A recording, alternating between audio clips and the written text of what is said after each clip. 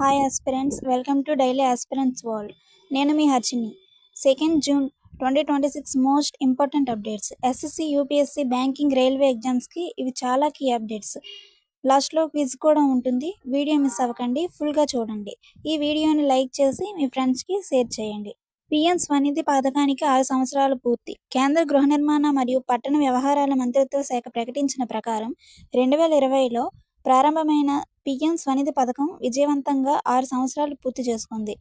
వీధి వ్యాపారులకు ఎలాంటి తాకట్టు లేకుండా రుణాలు అందించడం, డిజిటల్ లావాదేవీలను ప్రోత్సహించడం, సామాజిక భద్రతా ప్రయోజనాలను కల్పించడం ద్వారా ఈ పథకం లక్షలాది మంది విక్రేతల జీవనోపాధిని బలోపేతం చేసింది. సిక్కింలో రాష్ట్రపతి ద్రౌపది ముర్ము పర్యటన. రాష్ట్రపతి ద్రౌపది ముర్ము మే 26 నుంచి 28 వరకు సిక్కింను సందర్శించారు. ఈ సందర్భంగా పలు అభివృద్ధి కార్యక్రమాలను ప్రారంభించి స్థానిక ప్రజలతో సమావేశమయ్యారు. హిమాలయ ప్రాంతాల్లో స్థిరమైన పర్యాటక అభివృద్ధి అవసరాన్ని ఆమె నొక్కి చెప్పారు. భారత్ వియత్నాం రక్షణ ఒప్పందం. భారత్ మరియు వియత్నాం మధ్య $629 మిలియన్ విలువైన బ్రహ్మోస్ క్షిపణుల ఎగుమతి ఒప్పందం కుదిరింది.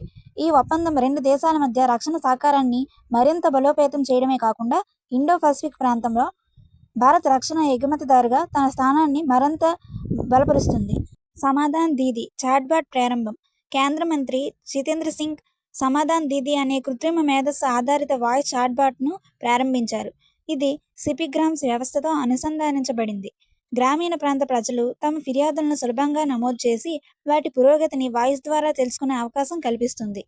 పశ్చిమ బెంగాల్లో స్వచ్ఛ మొబైల్ యాప్. కేంద్ర మంత్రి మనోహర్ లాల్ పశ్చిమ బెంగాల్లో స్వచ్ఛ మొబైల్ యాప్ను ప్రారంభించారు.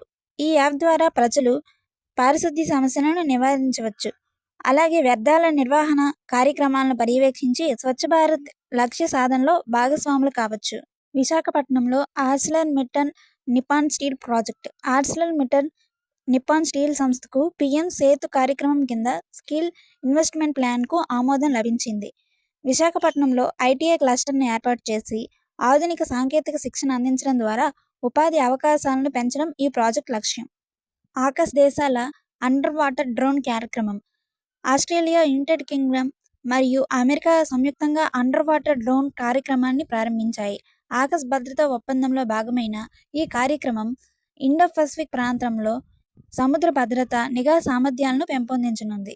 Karur Vysya bank premium credit కార్డులు. కరూర్ వైశ్య బ్యాంక్ వీసా భాగస్వామ్యంతో 4 ప్రీమియం క్రెడిట్ కార్డ్ వేరియంట్లను విడుదల చేసింది. వీటిలో ప్రయాణ సదుపాయాలు, ప్రత్యేక జీవనశైలి ప్రయోజనాలు మరియు మెరుగైన భద్రతా ఫీచర్లు అందుబాటులో ఉంటాయి. డిఆర్డీఓ బాంబు పరీక్ష విజయవంతం.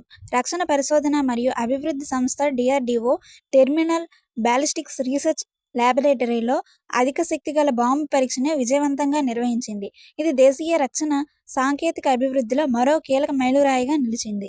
ప్రముఖ గాయని సుమన్ కల్యాణ్పూర్ కన్నుమూత. ప్రముఖ నేపథ్య గాయని, పద్మభూషణ్ పురస్కార గ్రహీత సుమన్ కల్యాణ్పూర్ కన్నుమూశారు. తన మధురగానంతో హిందీ సినీ సంగీతానికి విశేష సేవలందించిన ఆమె మరణం సంగీత ప్రపంచానికి తీరని లోటు. క్విజ్. పీఎం స్వనిధి పథకంలో ఏ సంవత్సరంలో ప్రారంభించబడింది? రాష్ట్రపతి ద్రౌపది ముర్ము ఏ తేదీలను సిక్కిం సందర్శించారు? భారత్ వియత్నాం మధ్య కుదిరిన ఒప్పందం విలువ ఎంత? సమాన్ దీదీ చాట్బాట్ను ఎవరు ప్రారంభించారు? స్వచ్ఛ మొబైల్ యాప్ను ఏ రాష్ట్రంలో ప్రారంభించారు? విశాఖపట్నంలో Arcelor Mittal Nippon steel project లక్ష్యం ఏమిటి?